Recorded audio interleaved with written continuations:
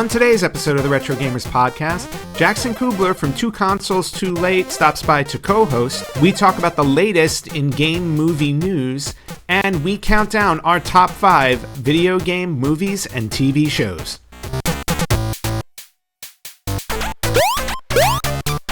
Hello, everyone, and welcome back to the Retro Gamers Podcast, episode 416. Anthony here, and joining me this week as co-host is Jackson from Two Consoles Too Late. Jackson, welcome back to the show. Thanks for having me back. It's good to be back. Yeah, you were with us last year. It was actually the first time we recorded with you, and it was an absolutely great time, and really happy to have you back. Thanks. Larry is missed. Larry is definitely missed, and it's been a very interesting year for the show. Obviously transitioning into this new format, but I have to say, it's been going pretty well. It's always nice having somebody new on every episode, and like I said, it's really great seeing you again. And how's everything going with Two Consoles Too Late? That's good. I just finished a podcast on Silent Hill. Check that out on the Spotify. It's my first time playing a survival horror game, and I was quite pleased, and I'm interested to see the remake for it, and I'm curious to now play Silent Hill 2. Awesome. Well, and I'd like to welcome you into the world of survival horror since this is your first foray into it. I've been playing them going all the way back to I want to say Resident Evil, but I feel like you can even go before that. Like, to me, like even though they were more platformers, like Splatterhouse and games like that, to me, I consider survival horror as well. So very, very cool. And well, I was just gonna, usually what I ask everybody when I start the show is, what have you been playing? I guess Silent Hill has been the one. Anything else you have that you've been working on? Well, just before we started recording, my copy of Metroid Samus Returns came in. Nice. So I had played that years ago on the 3DS, and I couldn't really get into it, but that was before Dread. Mm-hmm. And so after, of course, playing Metroid Dread and loving that, and Mercury, developing Samus Returns, I'm coming back to Samus Returns. Okay. And so it's just different playing on a handheld. I have to wear these glasses. The screen is too small, but Yep. in the hour I've played so far, I'm really enjoying it. So I'm looking forward to it. Very nice. Yeah, I gotta say, like, I've never been a handheld gamer for that very reason. I always thought the screens were too small. But now I've been starting to kind of dabble in it a little bit. And Metroid, let me tell you, like, Dread I devoured Dread. Like, I could not put that game down. It was so good. And then right after that, I went back and played Super Metroid for the Super Nintendo and played it all the way through for the first time also. And I'm like, wow, I've been missing out on the Metroid series. I definitely have been. So I got to go back and hit the rest of them. But yeah, so I brought you on the show. I wanted to talk about something very specific, and it's been a topic I think maybe Larry and I had touched on a very, very, very long time ago, and now 9 years later, the subject of video game movies. There have been so many video game movies that have come out, especially in the last 10 years, so many television shows that I wanted to do a specific episode on that, but not to cover, like, there were too many to cover in one episode, but just to talk about like what our favorites are. Specifically, what I had asked you to do is like to rank your top 5 video game movies and TV shows. Before we get into that, I thought it would be fun to touch on a little bit of I usually do retro news, but in this case, I want to do some video game movie news that has come out recently. Sounds good. Yep. And most specifically, probably the big one that came out was for The Legend of Zelda, which Sony is producing. First off, I was really surprised when Nintendo announced this as a live action film. I thought they were going to go the animated route the same way they did with Super Mario Brothers. But Nintendo, they're one for always trying to surprise us. So they're going live action, and they just recently announced that Link and Zelda have been cast. Link will be played by Benjamin Evan Ainsworth, and Zelda will be played by Bo Bragason. Definitely names I wasn't familiar with, and I had to do a little research on. I don't know if you looked up any information on these two. I don't know those actors at all. But I will say that there's there's going to be a lot of hope and expectation in this film, and they've just got to hit a home run with it.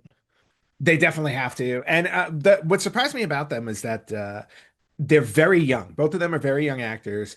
Benjamin Ainsworth is most well known for Son of a Critch, which is a television show I have not seen, but I've had a few friends of mine recently who have they've watched the show, and when they heard him getting cast, they talked about how great he was on Son of a Critch. So I got to swing over and watch that and see how he is. The other Bo Bragison, I have never seen her before. The two things that popped up for her were the Jetty and Renegade Nell. I have not seen any of those. So I it's one of those things where it's like it's going to be either like they went with two unknowns and it's wildly successful, or they go with two unknowns and we go the complete other direction. So I'm very curious to see how this is going to turn out.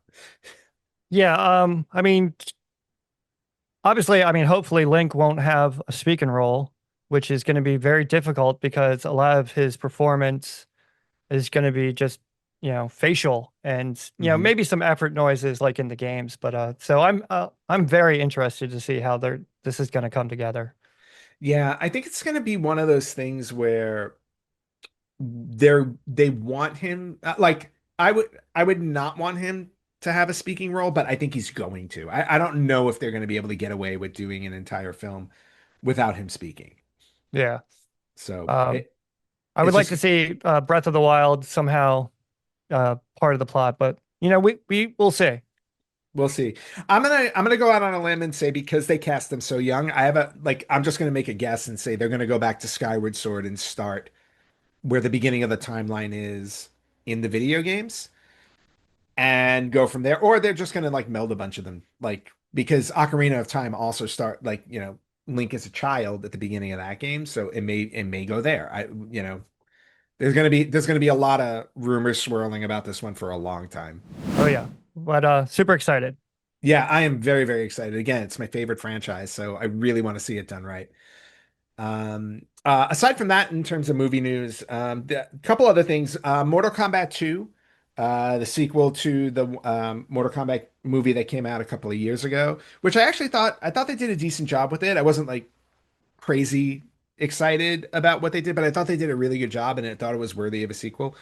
Um, the preview drop for it looks really good. The trailer posters I kind of like. So I'm kind of digging what they're doing so far. I don't know if you've seen any of that, Yeah, I liked the movie. I guess you could call it a reboot. The basically. backstory of Scorpion and Sub-Zero. Spoiler alerts. Yep. But this one looks like it's going to be a lot of Johnny Cage. Yep. What's the actor's name? Oh, the Carl Urban. Carl Urban. Yeah, Carl Urban Yeah, from The Boys, from Lord of the Rings. yeah. I mean, he's done so many roles and he's such a great actor. So I'm sure it'll be entertaining. Yeah, when I saw them cast him, I'm like, okay, I go, they have high hopes for this one. Like I think they're swinging for the fences with this one. I thought the Jade controversy was kind of interesting. I don't know if you've seen that happening online. Nah, So they revealed the image of Jade, and Jade, in the game, she's wearing the green mask, and she's got long hair and everything.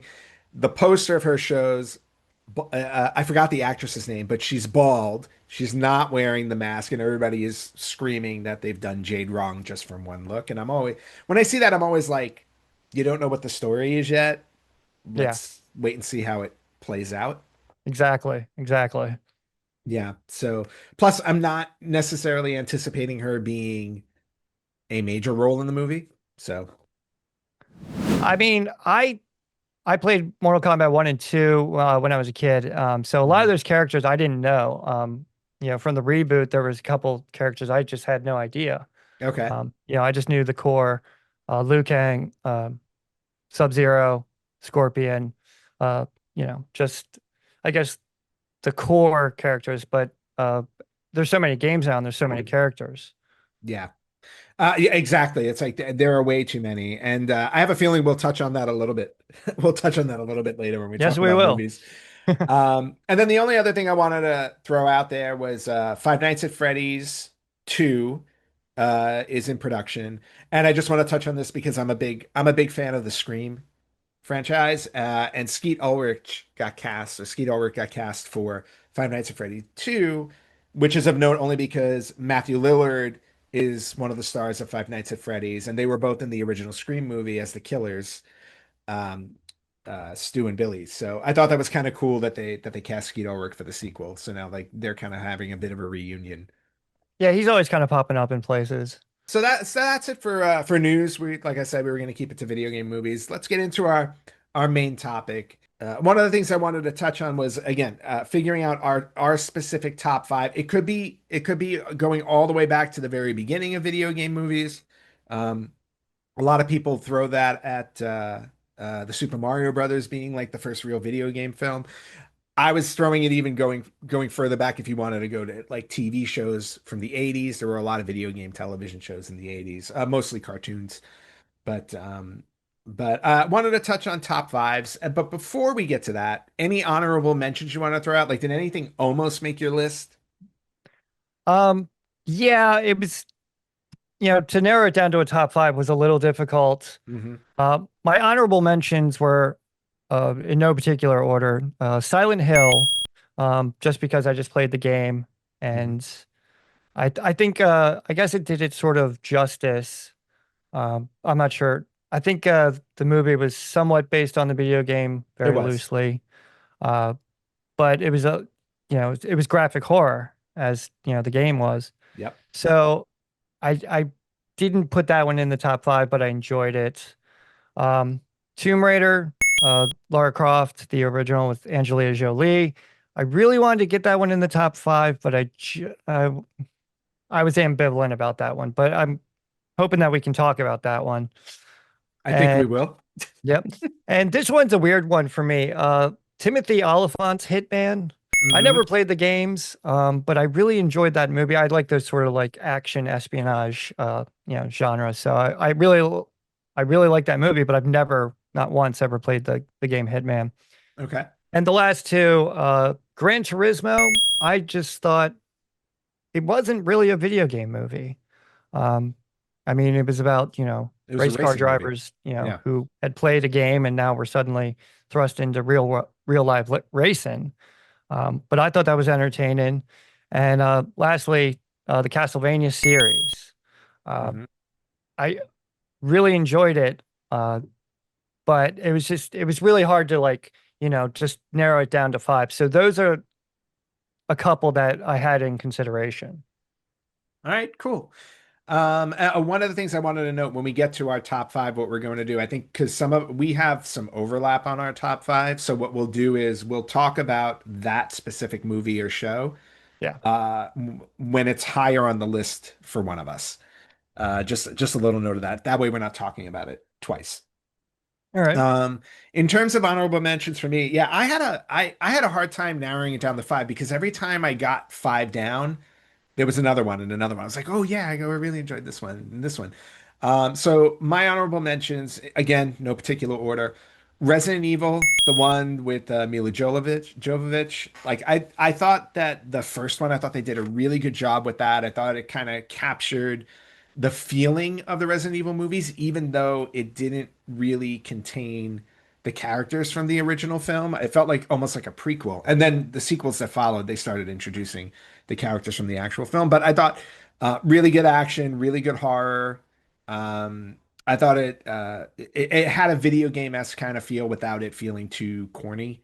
So I thought it had a good balance. Super Mario Brothers Super Show, I threw that on there just as like, Kid Anthony had to throw that on there. I just have so much nostalgia with that show, Captain Lou Albano playing Mario. It was a staple of my Saturday morning cartoon diet, Yeah. basically.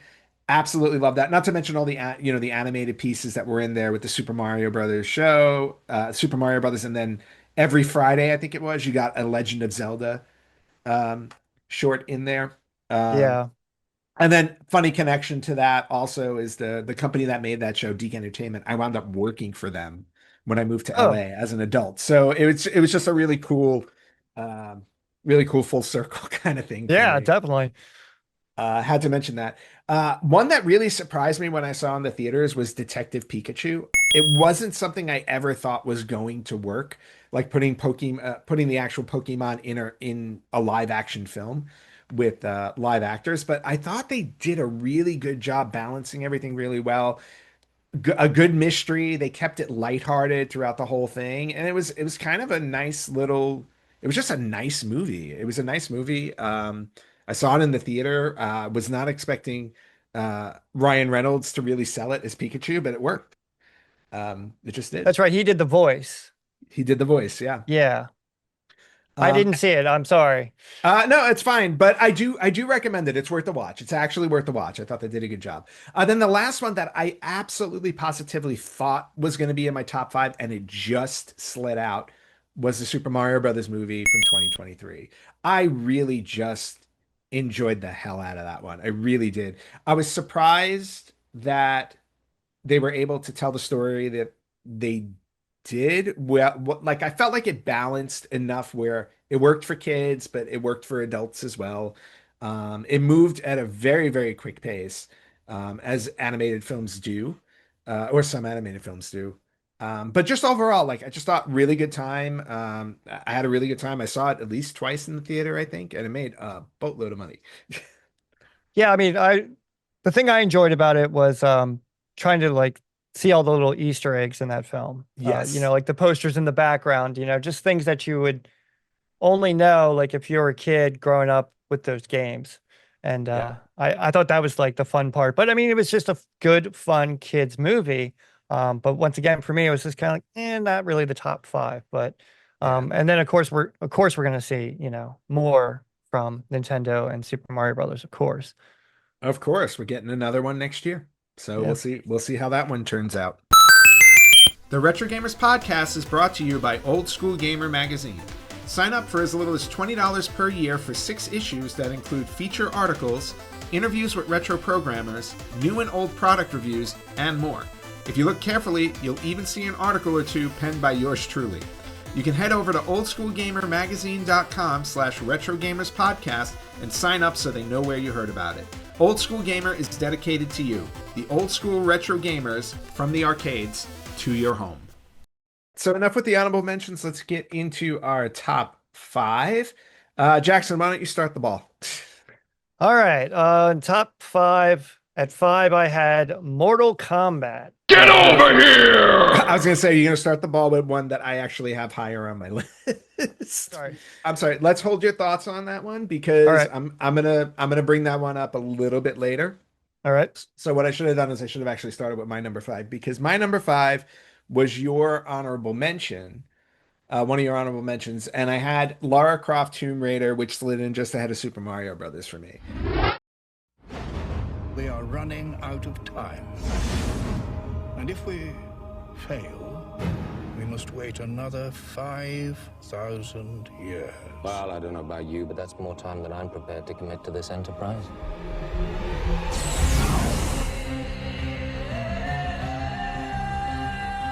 This summer, the planets will align. It was the Illuminati who swore to bring their ancestors back to life. Time will stand still. Have you ever heard of the Clock of Ages? It gives its possessor power of the light. And the fate of mankind Eternal hell revives! will rest in the hands of one. Don't start. You're quite an authority on things ancient and mythological. That's why I travel. It's an ancient clock. It was hidden in a secret room. It glows, but it's getting brighter, like it's counting down to something. You can build, destroy, move back and forth through time. The future is yours now, Lara. You're the only one with the strength to destroy the power of the light. We can be partners. You might try to kill me. I'm not going to kill you. I said you'd try.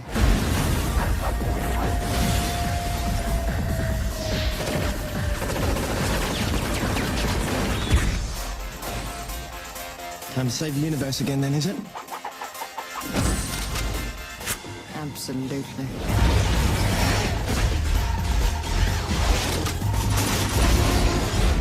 On June 15th, the biggest adventure of the summer begins. Angelina Jolie is Lara Croft. This is where I start to have fun. Tomb Raider.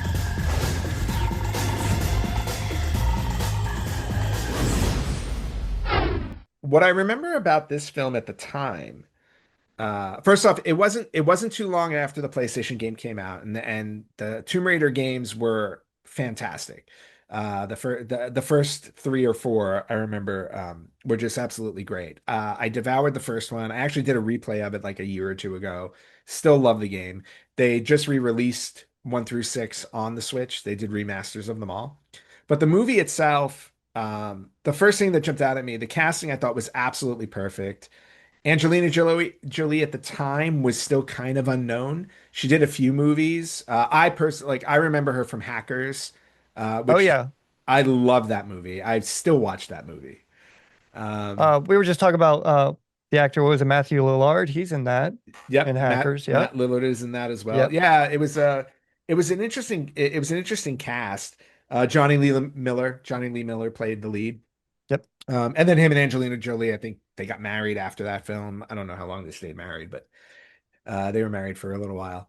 But anyway, rolling over into Lara Croft, it was like if there was any actress in Hollywood that I think was like the perfect person to play her, it was Angelina Jolie. Like she just looked the part straight out of the game. So I thought that was absolutely great. And I love the fact that they cast John Voight as her father in the movie because it's her real dad. So it's like, oh, nice touch there. I thought the story was very straightforward. Like it felt like a story from the game. It's just like she's going after this art, she's searching for this artifact. There's a sole purpose for it. They didn't really hang up on romantic interest really in it. I mean, she had one, but it wasn't like the crux of the story, which I thought Well, was cool. that was brain fart. Daniel Craig. Daniel Yes, Craig was, James Bond. this is pre-Bond. Was I guess not really like a love it, but sort of her foil, as it were. Hmm. Yeah, and funny story. When I went to see that in the theater, I still remember in the film there are two shower scenes in the film. And the first one, there's a shower scene of, Lara Croft. And I remember sitting in the theater, that scene comes up, you hear everybody in the theater scream, right? Everybody, like, all the guys are just like, wooing and all that stuff.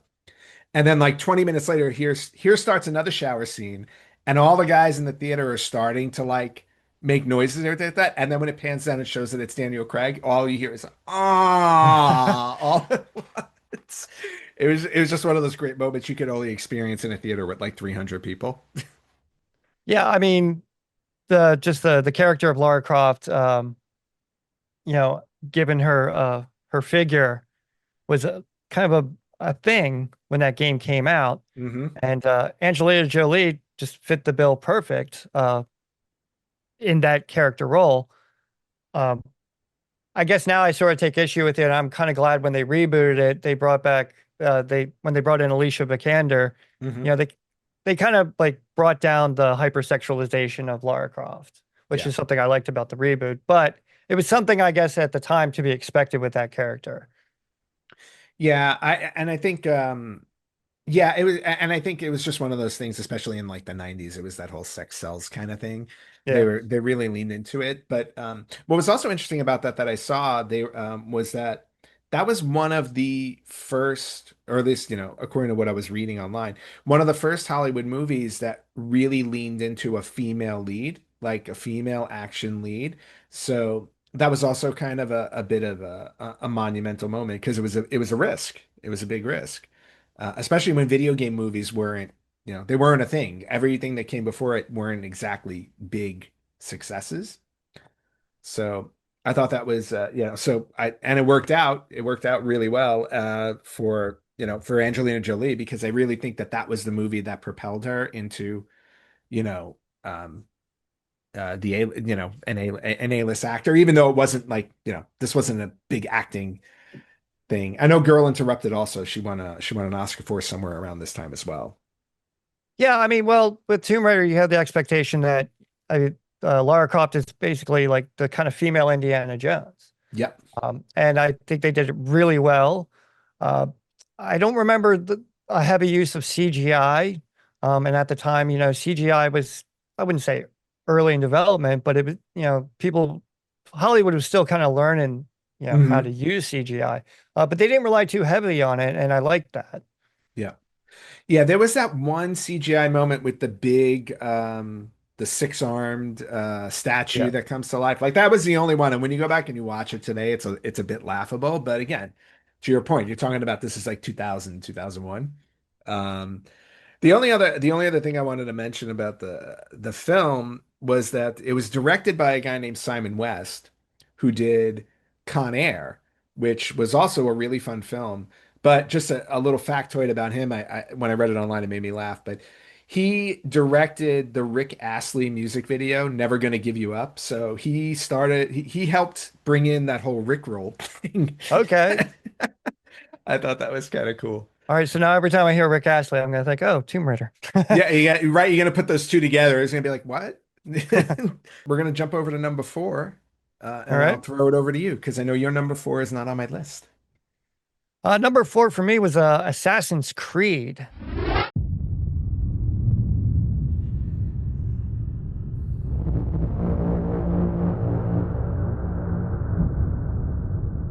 Where am I? At 6 p.m. yesterday evening, you were executed and pronounced dead. You no longer exist. What kind of prison is this? It's not a prison.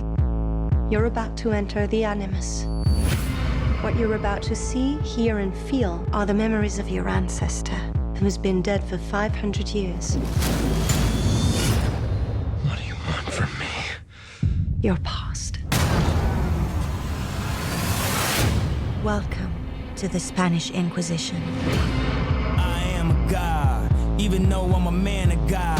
My whole life in the hand of God. So y'all better quit playing with God.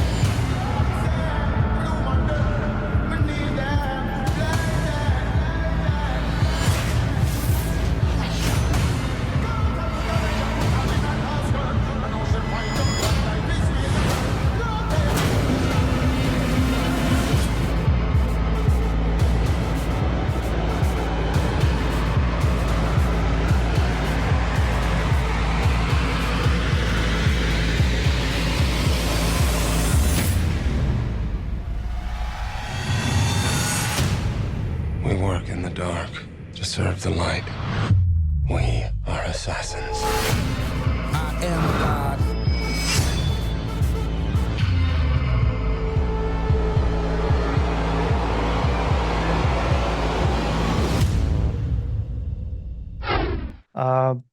I just recently, in the past year, played Assassin's Creed for the first time, and I wouldn't say I made the mistake, but I watched the movie before I started playing the game, Okay. and I love the movie. I mean, it only got 5.6 stars on IMDb, and a lot of these movies that we're talking about, they don't really get high ratings. Like Tomb Raider, I think was 5.6 or something. Nothing great, Mhm.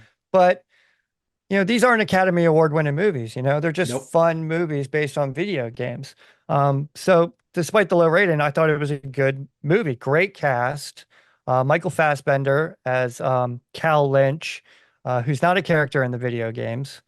And the villain is Jeremy Irons, and his daughter is Marion Cotillard.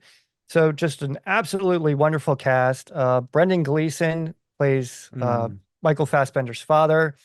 Um, Factoid on him: Brendan Gleeson is the father of Domhnall Gleeson, who was General Hux in Star Wars. So Nice. great cast. And with the Assassin's Creed movie, they had to do two things right: parkour and the Animus, because you're talking about basically time travel. Mhm. And if they'd screwed up those two things, then the movie just wouldn't have worked. But they did it wonderfully.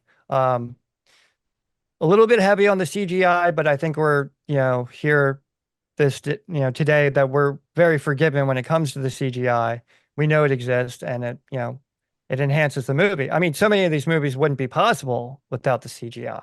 Mhm. So I really enjoyed it. And you didn't have to have played the game, you know? You don't have to know what an animus is. You knew kind of right away it was a machine that hooked you up and sent you back into the past. And it was just really well done. And it actually like had an atmosphere. Like Abstergo, their facility is a blend of, you know, modern cold concrete architecture, but at the same time there's like, you know, stone arches. It was really well done. And his backstory and his family, you know, spoiler alert, once again, you know, coming from a long line of assassins and their fight against the Templars. Yeah, unfortunately, this is one of those movies I did not get around to. Um, and I've always wanted to because I knew the cast was like everybody in that cast, like I love everybody in that cast. And I've never played the games, although I do own three or four of them. It's one of those games where I want to pick it up, and I know when I pick it up, and I know it's going to take me a while to get through it.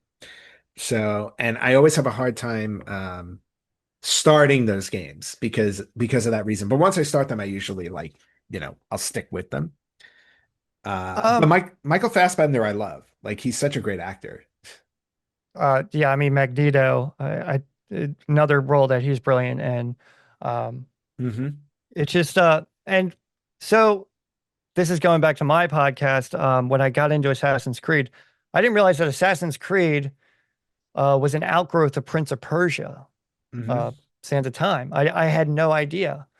So as they were developing Assassin's Creed, the video game, it was originally supposed to be a Prince of Persia game, and Ubisoft said, "No way! You know what? This is a standalone thing. Let's just go with this." Hmm. And you know, talking about video game movies, you know, I'll just give this one some lip service. They did make a Prince of Persia Sands of Time movie, They did. um, and you know, I really liked the game, but really just didn't like the movie. And that, you know, Prince of Persia was in the hands of Disney, so it had some obstacles there. But I think Assassin's Creed was really good. I don't think we'll see a sequel, but I I think one movie was enough. All right. So my number four is actually your number three. So I think we can talk about this one now. So I put, and again, I was flip-flopping this between three and four, and we're talking about the television series The Last of Us. If you don't think there's hope for the world, why bother going on? You haven't seen the world, so you don't know. You keep going for family. I'm not family. No? You're cargo.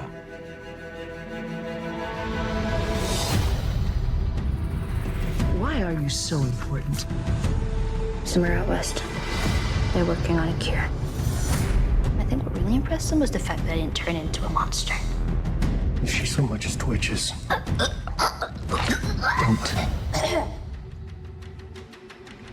Okay.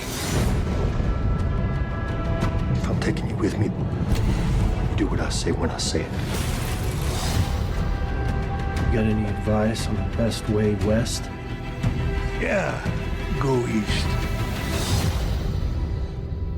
If you come this far, then you know what's out there. You're not gonna scare us. Scared him?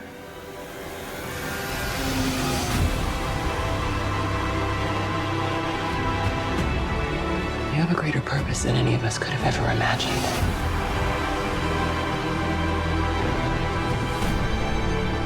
Be careful who you put your faith in. It might not be her father, but you're someone's.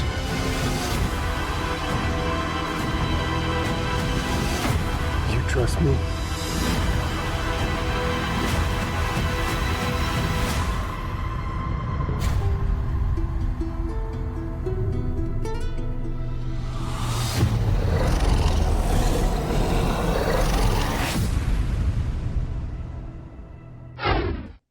I have to say, as somebody who played the game first, I didn't play the second game, but I played the first game. It was actually during COVID. I had a COVID scare at work, so I had to stay home for 10 days. I didn't get COVID, but I was, back then it was like if you were in contact with people, like they put you in quarantine. So I Oh was yeah. I was in quarantine for a week and a half, and I just took my PlayStation 4, put it in my bedroom, and I was like, oh, I haven't played Last of Us yet, and I just played that straight through the week. Um, and I marveled at just how good the story was in that game. I was just floored by it. The opening sequence alone is just worth it. So when they announced the series, I was like, okay, I'm definitely in for the series. And then they announced Pedro Pascal, and I'm like, okay, he's perfect for the lead. Bella Ramsey is a whole other conversation. People love her, they hate her. I think most I people. liked her. No, I thought she did a good job. But just seeing the opening sequence from the video game, like basically perfectly like preserved in the series, like right when it opens up.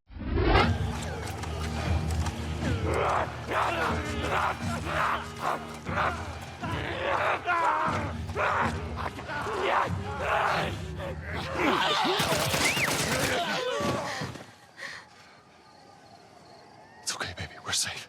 We're safe. Hey, we need help. Stop! Please. It's my daughter. I think her leg is broken. Stop right there! We're not sick. Got a couple of civilians in the outer perimeter. Please advise. Daddy, what about Uncle Tommy? We're gonna get you to safety and go back for him, okay? Sir, there's a little girl. But... Yes, sir. Somebody, we've just been through hell. Okay, we just need... Shit.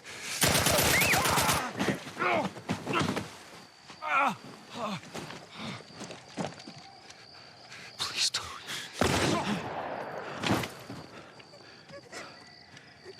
Oh, no. Sarah. Move your hands, baby. I know, baby, I know. Listen to me. I know this hurts, baby. You're gonna be okay, baby. Stay with me. All right, I'm gonna pick you up. I know, baby. I know it hurts. Come on, baby. Please. I know, baby. I know. Sarah. Baby. Don't do this to me, baby. Don't do this to me, baby. Come on. No. No. No, no, no, please.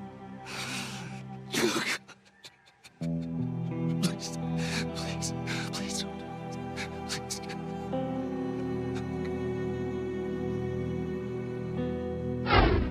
They're gonna take. I felt right then and there. I was like, they're gonna take care of this show, and I just thought it delivered like gangbusters. I mean, just really, really solid. The storytelling is great. The acting is great. The relationship between Pedro Pascal and Bella Ramsey, I thought it was spot on. And I mean, there's very little about the show that um the very little negatives I have towards the show. I really just thought like the storytelling overall, like since you put this at number three, I mean, what are your thoughts? All right, so Last of Us, I came to Last of Us having never played the game. I knew that it was based on a video game. So I just, for me, The Last of Us, what sold me was the talk show at the beginning, where they're talking about the origin of, I forget the disease. Yeah. But how like a fungus could operate and, sort of take people over. And I just thought, wow, that's such a twist on, I guess it's zombie horror, but it was a different bend. And I thought, well, that's really well done. And then, you kind of jump right into the story with these characters. Single dad, he's a contractor, he's struggling to get by. And then, the whole world goes to hell. And, and he's just, spoiler alert, devastated. And I had having never played the game, I didn't know the events of the game made it directly into the series. So for me, I was just so invested in the characters. And I was like, well, now I have to play this game. So I went, I got a copy for PS3 because at the time I didn't have the PS4. I now have the remaster for the PS4. And I started to play the game and I could see, okay, wow, they were very faithful to the game. I mean, nothing was changed that I could see. I didn't make it very far in the game. I was not a fan of the game, but I absolutely love the series, the characters, and I mean, just sort of the. I've always been jazzed by dystopian futures. I mean, those any film with a dystopian future like that is right up my wheelhouse. And I mean, just the settings of Boston and everything was just it's so wonderfully done. And and now they're in Seattle and it's a little bit different, but I've completely enjoyed The Last of Us so much. Nice. And it's winning awards as it should. And it's really Definitely. and it's propelled Pedro Pascal. I mean, he's everywhere now. I mean, most notably now Fantastic Four. So I can't speak highly enough of The Last of Us. The video game, once again, it just wasn't for me, but you don't have to have played the game to enjoy the series. Yeah. No, I agree with that 100%. And just as somebody who played through the first game, like the set pieces that they used in the show were literally just ripped right out of the game. Like the hospital, everything that happened in the hospital set scenes in the show, right out of the game. The I forgot what city they were in. Was it Boston where with the building that was like partial, like that was like, like tipped over. Everything like that was in the game. And I was just like, okay, just I was stunned when I saw some of those sequences in the actual show because I'm like, oh, I remember, because again, I was connecting straight to it. It was like I remember playing through this, and yeah, and like you said, the character development, bar none, like one of the best shows I've seen with character development of that kind. So Last of Us was number 4 for me, number 3 for you. Then my number 3, we're going to talk about a little bit later because it's higher on your list. But what I had for number 3 was the Sonic the Hedgehog film franchise. So Yes. we will get to that in a little bit. All right. All right, let's jump up to number 2. I'll go first since this was something you had put on your list at number 5. So my runner-up was Mortal Kombat from 1995, which I know is really high on my list, but the reason why, again, there was something about this in the mid 90s where it hit me just at the right age. I was playing Mortal Kombat like crazy at the time, so I absolutely loved the games. Fight!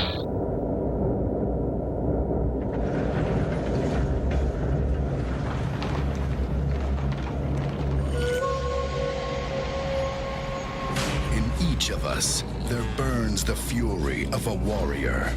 In every generation, a few are chosen to prove it. One of you 3 will decide the outcome of the tournament. 3 strangers will travel to the mystical realm of Outworld to defend our people against Shang Tsung. You will die. And his forces of darkness in an ancient tournament. One more victory. Your soul is mine. And our world is theirs. It has begun!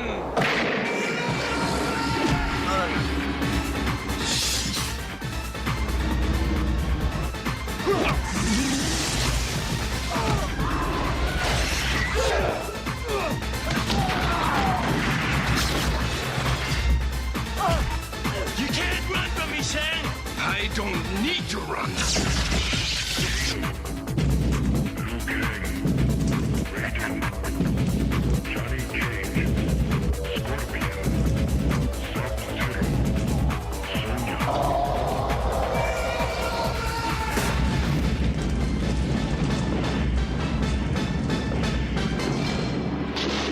Combat begins. Well done. When the movie came out, I'm like, ooh, I go, this is interesting, especially because before this movie came out, we had Super Mario Brothers. It wasn't a good movie. And I don't remember if Double Dragon had come out by this time. It might have been a little bit before this. I'm not sure. Forgot about that one. Ooh. Yeah. And that one was a disaster. Yes. Absolute disaster. But but again, video game movies were kind of young, so I wasn't sure how this was gonna play out. And maybe it could, and this is one of those movies where I also think maybe it was the soundtrack that made it so good because I still have like half of the soundtrack on my phone. It's on my running list. So when Oh I yeah. go out for a run, it's like I still have like half of these songs because I absolutely love them. And I still have the CD of the soundtrack. Soundtrack was absolutely amazing. The cast was just really, really well done for the most part. I thought Robin Shaw was great as Liu Kang. I don't know if I can get his name right, but Kari Hiroyuki Tagawa played Shang Tsung. I thought he was solid. Bridget Wilson as Sonya Blade. I thought she did a good job. Christopher Lambert was an interesting choice for Raiden, but I thought he played it well because there were some humorous moments with him, even though it was like, supposed to be a more serious role. So I thought there was a good balance there. I had no idea because again, while I was looking at this stuff, I had no idea Cameron Diaz was cast as Sonya Blade. I didn't know But that. yeah, she was cast as Sonya Blade, but she pulled out due to a wrist injury, and then they cast Bridget Wilson, Okay. which I thought was interesting. And then the other one that surprised was this the one that yeah, um, Jean-Claude Van Damme turned down the role for Johnny Cage, Yep. but also Sean Connery turned down Yes. the role for Raiden. And I didn't know about that either. I didn't know they went to Sean Connery for Raiden. I'm like, that would have been interesting.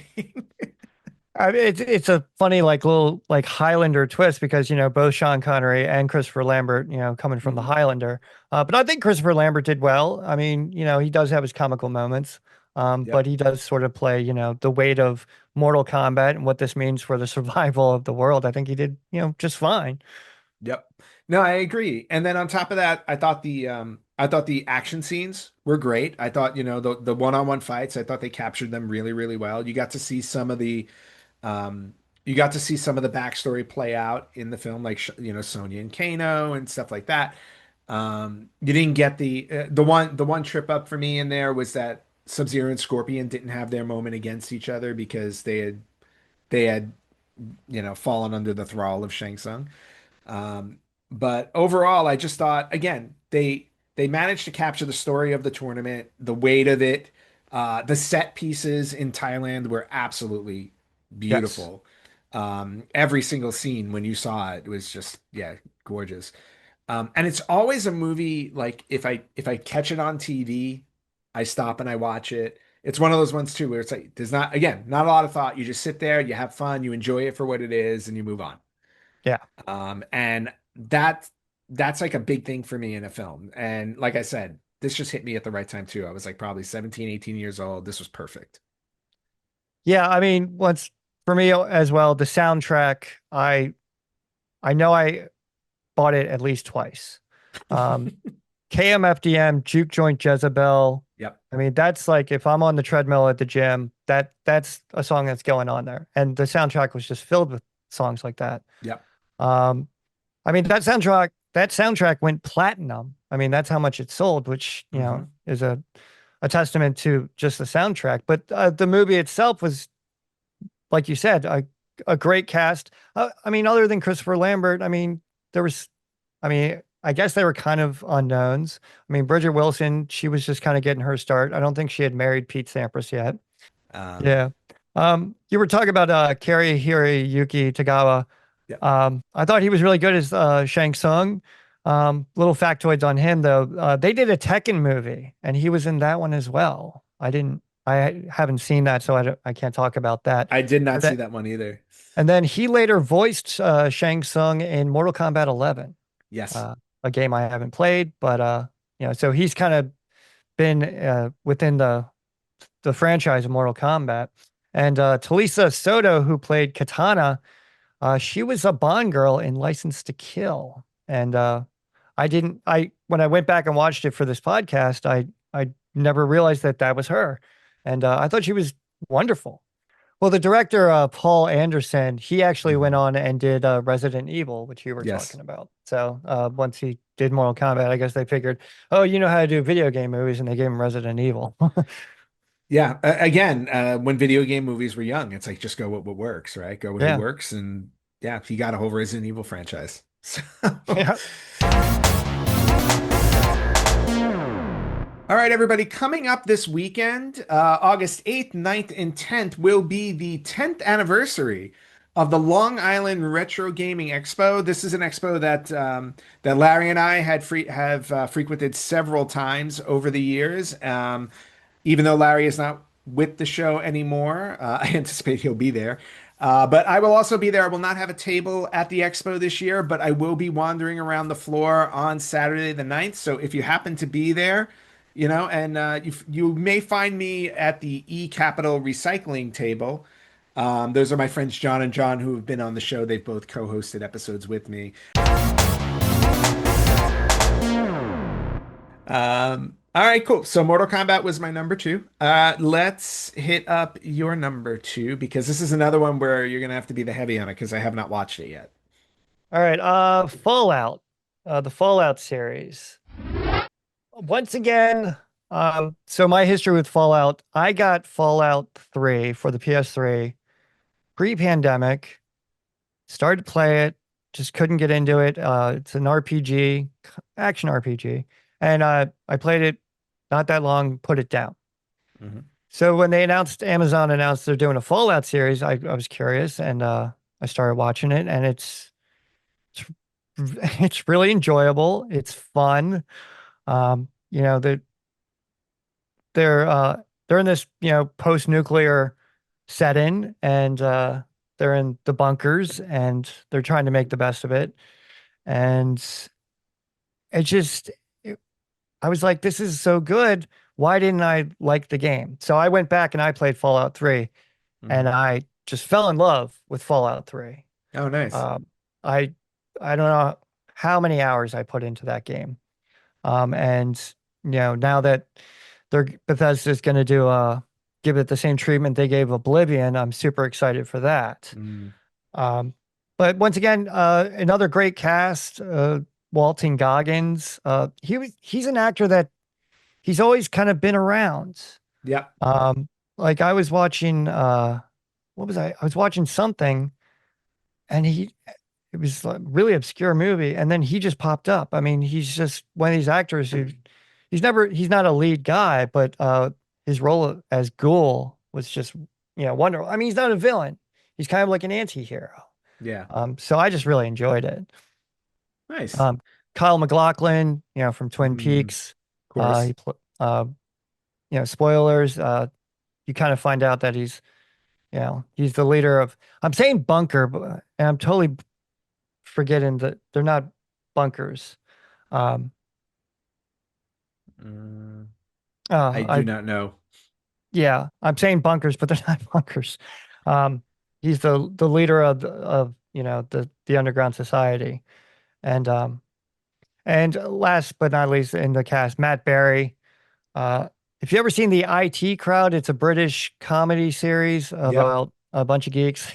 Yep, I've seen a few episodes of that. Yeah, and Matt Berry's the boss, and he is just so funny. And then he's gone on and done things like the Vampire Show.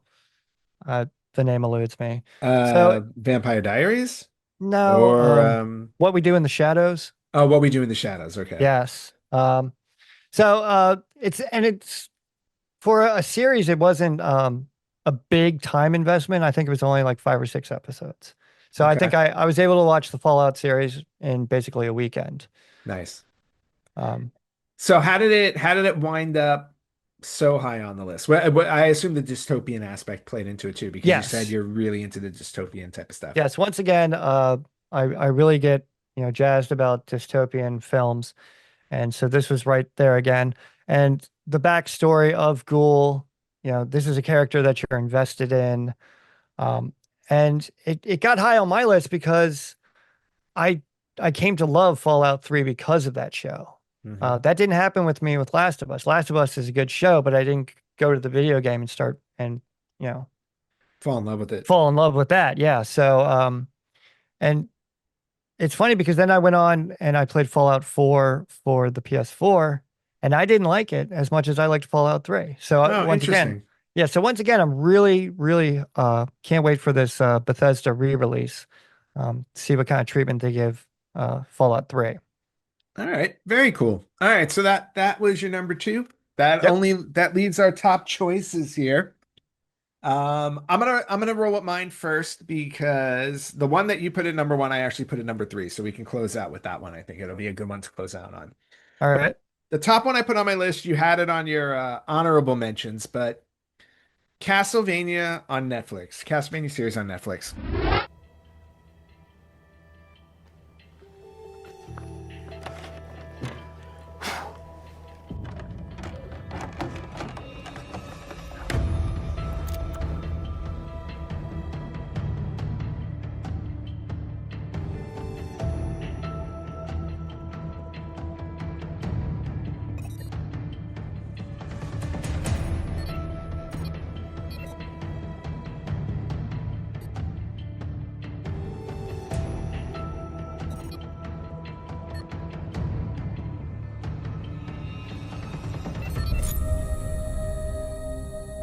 There is a darkness upon the land.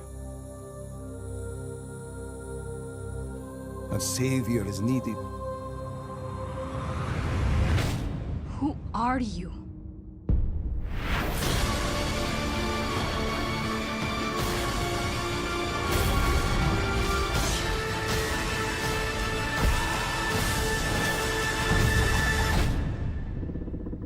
The man who'll kill Dracula. Yes. I have to say, this one blindsided me completely. I was not expecting. I was expecting a decent show. That's what I was expecting because I'm like, I know Netflix does things, they tend to do things well for the most part.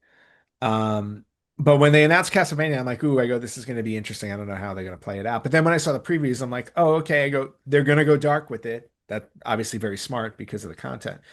But I was not expecting uh the journey that they took you on with these characters. I know that they did 4 seasons of the Castlevania series. We're not going to talk about Castlevania Nocturne because it's a completely different show. Also very enjoyable. Yes. But they kept the focus on Trevor Belmont. They kept the story mostly in the vein of Castlevania 3 Dracula's Curse, which came out on the NES way back when. Absolutely excellent Castlevania game and arguably one of the best Castlevania games ever made.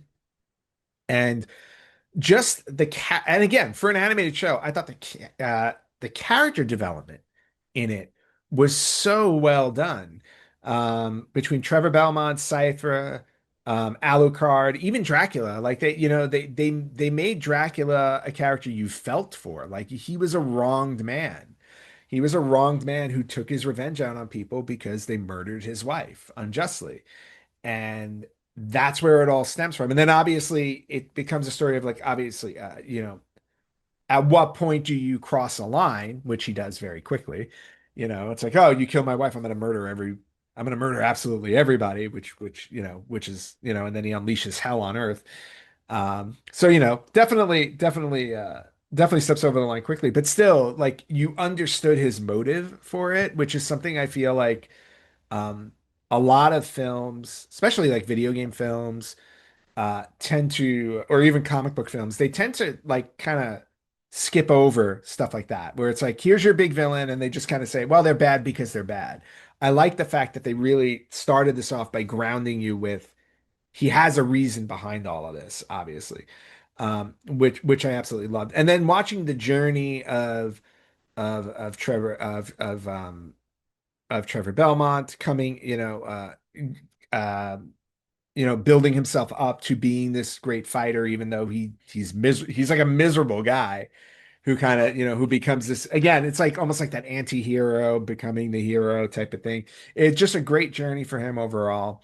The cast I thought was ridiculously talented, like Richard Armitage, James Callis, Graham McTavish, all did a great job playing the lead roles. The villains in this, outside of Dracula, like the Bishop and the other character, I forget the other character's name, but they went into such dark themes with this show, like with child abuse and things like they Yeah. really like went dark with it. They weren't afraid to go to those places, which, shows tend to either gloss over or try and shy away from.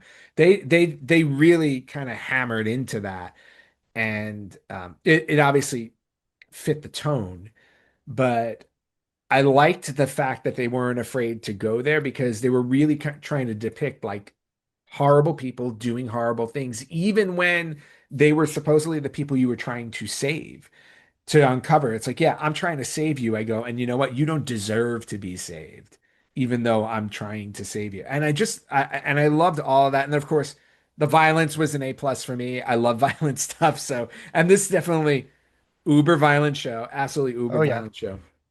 But like I said, like the character progression I thought was great. I love the fact that it was a 4-season show, and I thought it didn't run too long either. I thought the story kind of worked itself out. Although season 3 was a little slow, I thought, but otherwise, I thought the story itself over 4 seasons was very well balanced on both sides of it, because you got the journey of the villains as much as you got the journey of the heroes. So just overall, really well rounded, really well done. I was very, very impressed with it start to finish. Yes. You cannot do a Castlevania anything without that level of violence, Mhm. gore, horror, these themes of, religion, a Yep. lot of that in Castlevania. I mean, my favorite video games of the Castlevania series, Simon's Quest, Dracula's Curse for me was a little harder, but then, that game introduced the other characters, Sypha, Alucard, and Symphony of the Night. So Yep. yeah, so going into watching Castlevania for me, I was like, I know this is based on a video game, and I'm not sure how much of that series is considered canon. I talked with Mike. He has a YouTube channel called Dongled, and he's really, very steeped in the lore of Castlevania. And, we talked briefly about that. But, I mean, just the anime aesthetic, it's, yes, it is animated, but by no means does that mean that it's, some sort of like kid show. It is not. No. It is not. It is just very graphic, but I think it was justified, given, what the themes of, that they were facing. Yeah. Agreed 1,000%. Absolutely 1,000%. In fact, I felt that if they would have softened it, I think it would have definitely, I don't know if it would have ruined wouldn't the have series. It worked. wouldn't have worked. It definitely Yeah. wouldn't have worked. I mean, the entire Castlevania lore it's dark, it's violent, it's religious. It's all of these things that you have to just got to give into it all. It's like, this is what it is. And if it's too violent for you, or if we're hammering on religion too much, then it's just not the show for you. And that's not. yeah, and that's what I love about it too, where it's like it was unapologetic. No, not at all. Yeah. And to me, like that, like for how bold it was, I go, that's why it's my number one. It's like I just absolutely loved everything about it. But let's get to your number one, because your number one was my number 3. I Okay. think this is a fun one to end on too, especially after talking about Castlevania. Yeah. Oh yeah. All right. So Sonic the Hedgehog. I'm gonna just put all 3 movies in there when I say Sonic the Hedgehog. Sonic, a little ball of super energy in an extremely handsome package. On my planet, people were always after my powers, so I came to yours. It gets a little lonely, but that's okay. I am living my best life on Earth. Ow! Let the place Sonic! Let the bitches mount also Sonic! Ugh, I can't with that guy.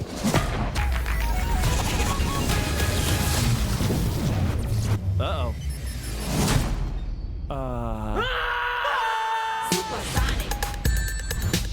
hiding out in my garage.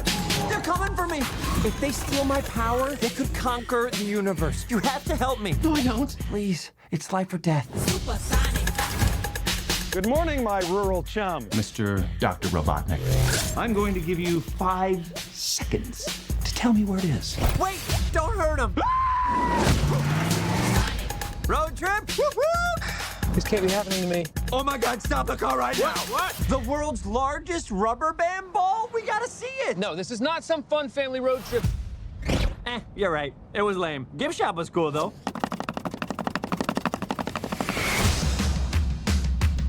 Whatever this creature is, I'm going to uncover the source of its power. Yeah, hey.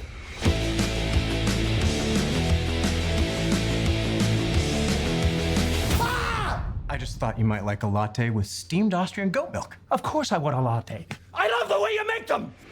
We gotta lay low. Let me show you how it's done. So should we get out of here? Yeah, time to go. I always want to do this. Nailed it. Uh-oh. Let's go. Here comes the boom. How are you not dead? I have no idea. Oh, give me a big fat break. That was an illegal left, by the way. Aw, this one is cute. Let's keep him. Oh, come on. You've got car insurance, right? Why would you throw your life away for this silly little alien? Good time. He's my friend. Let's go! This is my power. And I'm using it to protect my friends. Let's go! Let's go! So, you're supposed to be Tom's best friend that he won't shut up about. Well, I don't see the appeal. That is very gross. Let's go! I think that these movies just captured the fun of those games. I am more Sonic than Mario. I always have been. My favorite, game of that genre was definitely Sonic and Knuckles. Okay. Just remembering, like, okay, I can take a copy of Sonic 2 and put it in Sonic and Knuckles, and it did something different. Yeah. But the movies were just, they were fun. They were funny and well written. And a lot of, for me, why I like these movies so much is because I got to watch them with my son, and we both enjoyed them. And, it's just, Sonic is this kind of a smart alecky hedgehog. And to see his, he's a character that you kind of care about, and see his journey of him growing up and learning about responsibility and friendship and family. I just thought it's really well done. And then you have Jim Carrey, perfectly cast as Dr. Robotnik. And Jim Carrey came out as much and said, look, I did these movies because I have a daughter and she loves Sonic. So of course I'm going to do these movies. And so I went back and I watched 1, 2, and 3, and they just hold up so well. And we're going to get a 4th. Yeah. At that point, I take a little bit of issue. It's like, okay, I think 3 was the perfect amount, but they want to do 4, fine. Another thing I liked about Sonic the Hedgehog, the series so far is, in the span of like 5 years, you got 3 movies.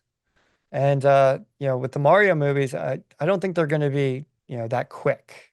No. I'm not in any rush to, for the next one, but, I think, well, I'm not sure, I'd have to look it up, but I think when they did these movies, they knew, okay, we're going to do the first one, then we're going to introduce Tails and Knuckles, and then the second one, and then in the third one, we're going to introduce, Shadow, and then the fourth one, we're going to introduce Amy.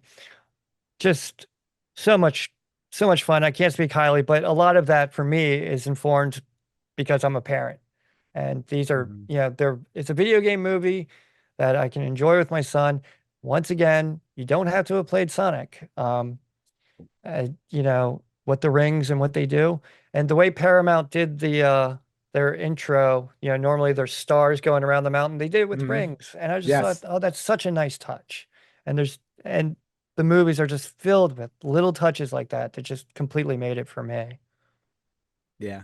And I agree with absolutely everything you said about these films. I remember going to see the first one. I actually I don't have kids, so for me it's just, the fan service aspect of it. But the I brought somebody with me who didn't start video gaming until his 50s. So Okay. his knowledge of Sonic is zero, like never played any of the Sonic games, anything like that. So he went into it completely blind. And so I got to see a bit of a reverse. I got like an adult into the game, into the movie who has no idea about anything. And I remember just walking out of the theater and he just turned and looked at me. He's like, that movie was really charming. He's like, I did not expect to enjoy this movie at all. Right. And I just sat next to him and I was like, no, I go, you're absolutely right. I go, this movie was like, it just had the perfect blend for everybody. It really was one of those movies where it's like like you say all age, right? An all age movie. This hit everybody. You did not, like, to your point, you didn't have to know anything about the video games. And yet at the same time, they treated the audience with enough respect where it's like, yes, we know this is a video game movie. I go, but we're gonna play around with it. We'll have a couple of serious moments, but overall, this is just gonna be fun. And I think that was appealing to people who didn't know the video game, and it was extremely appealing to those who did, because that's what Sonic was all about. Sonic came out as like I don't want to say your anti-Mario, but he was your edgier Mario. He was like the older brother who was, like you said, like the smart aleck, and it was all about like, I got to do things fast. I'm not going to worry about the consequences, but then when the consequences happen, I'm going to learn from that and adapt, and grow. And they did all of those things so well over the course of all three films. And it's just a joy to watch. It's nice to just sit back and smile and enjoy the story, Yes. as it plays out, and with a lot of fun characters. And to your point, Jim Carrey, it was so nice to see Jim Carrey return to form, something he hadn't Yes. done in like 30 years, and they told him that too. I remember like reading stuff about the film where they said they told Jim Carrey, when you go on set, just be Jim Carrey. You do what you want to do, and they just filmed it. Yes. And unleashing a guy like him, you just get brilliance on film. Some of the like so many moments in that movie, I just sat back and laughed, and I go, you can see how much fun he's having with it, and it just made you laugh along with it. Yeah. I mean, I just went back. So when I went back and I watched them, the performance of Jim Carrey, of course, is, out there, and the way Jim Carrey is in like The Mask and, his older films. But Mhm. there are moments where he has to be kind of serious and the villain, and he just gets into that character. I mean, he is Mhm. such an underrated actor. I mean, yes, Oh he's yeah. known mostly for his comedic roles, but Yeah. when he had to be villainous, it worked. And it Yeah. wasn't sinister. It wasn't like, my son's going to be scared when he goes to bed, but he brought that level with the humor. Yeah. And it was absolutely wonderful. And then Idris Elba, Yes. voice actor of Knuckles, I thought, how's what? Like why Idris Elba? But oh my God, did he hit a home run? It's Yep. just I can't imagine anyone else, you know, no one else could have done the voice of Knuckles other than Idris Elba. It's just, No. it's so funny, and I enjoy it so much. And the TV, I didn't, of course, include the TV series, but the little TV series I had with Knuckles, wonderful again. It's just, I cannot speak highly of these films. That, to me, that was the TV series was the only misstep in my opinion, only because I thought it got a little too corny for me with I forgot the cop's name with the lead.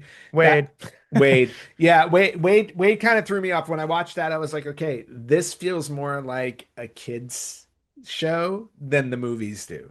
And it just, that was the only thing where it was just a little off for me. But to your point, like Idris Elba, can't imagine anybody else playing Knuckles. Ben Schwartz, fantastic as Sonic. Yes. I love the fact that they brought Colleen O'Shaughnessy back to play Tails, and because she's the voice of Tails in the game. I was like, that was perfect too. Like everything about it, like just boom, boom, boom, like all lined Well, up nicely.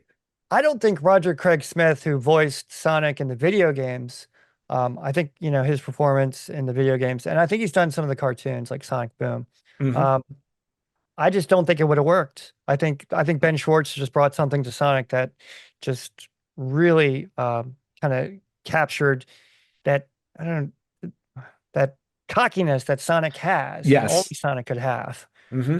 And it's no disrespect to Roger Craig Smith. I think, Nope. I enjoy the video games and his voice acting, but these movies needed a fresh voice, Yeah. and we found a great one. Well, they didn't go with the animated series route either. Who was because Sonic was played by Jaleel White, Steve Urkel. Oh, okay, yeah, But yeah, no, I agree with you. It's like there was something about Ben Schwartz that just, yeah, like the voice he captured just embodied Sonic. And I will say this, I'm really happy because I don't know if you remember before the first movie came out, the issues with the Sonic character when they first released the images of him and oh yeah, how the backlash they got from it. I am so thankful they went back and changed his model because I really do think no matter how good the movie was, that look would have broken the movie. yes. That cost. This is I'm not sure about the facts of this, but apparently to go back and because like something about his teeth or something, right? Yeah, there was something about his face, like the teeth and everything. It just looked really bad. It looked really, Yeah, really bad. and they had to stop production and put the release date. I think it was almost by a year, and Yep. it cost them $10 million to do that, but they had to do it. I mean, I Yep. remember seeing just those images and be like, this doesn't work, and they just made Yeah. the proper adjustments as they should. Yeah. And you know what though? 10 million well worth it because I think but between the three of them, all three of them combined, I think now it's almost grossed $1 billion or it may have grossed $1 billion at this point. Oh, definitely. So, Yeah.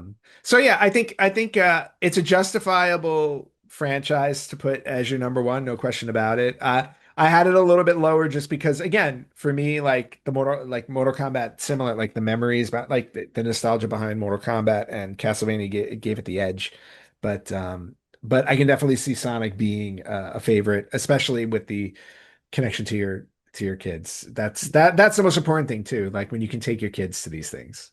Exactly. Yes, definitely. Yeah, and enjoy it just as much as they do, which is a big Yep. plus. But all right. I mean, and that concludes our top five. I think we both had a really good solid list. Like I said, I think we had two or three overlaps. Yeah. We actually had three overlaps. So we had Mortal Kombat, Last of Us, and Sonic were both on our list. So we're kind of riding the same wave.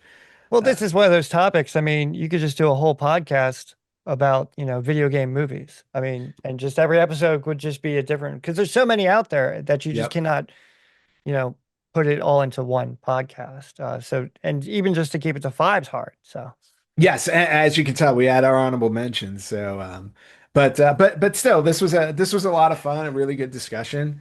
And for everybody out there listening and watching, it's like, what are your favorite video game movies and TV shows? Would love to hear from you guys. And for those of you who do not know, Jackson, I want to tell them a little bit about your show, Two Consoles Too Late. sure. Yeah. I have a podcast called Two Consoles Too Late. I am new to gaming, and it sort of chronicles my introduction to video gaming. My last episode was on Silent Hill. I just played my first survival horror game. And so be sure to check that out. If you just go to Google and type in Two Consoles Too Late, I pop up. Very cool. And then for those of you out here with the Retro Gamers Podcast, you can find us everywhere on social media at Retro Gamers Podcast. And you can listen to and watch the show on Spotify, YouTube, or wherever else you listen to podcasts. So with that, I think we're going to wrap this up. Jackson, thank you so much for being on the show. It was a pleasure having you here again. Anthony, it's always a pleasure to talk to you once again. I miss Larry, but this is such a great topic, and I can't wait to do more and possibly in the future. Oh, I will definitely have you back for something else. No question about it. And for everybody else out there who's watching and listening, we will catch you next time on the Retro Gamers Podcast.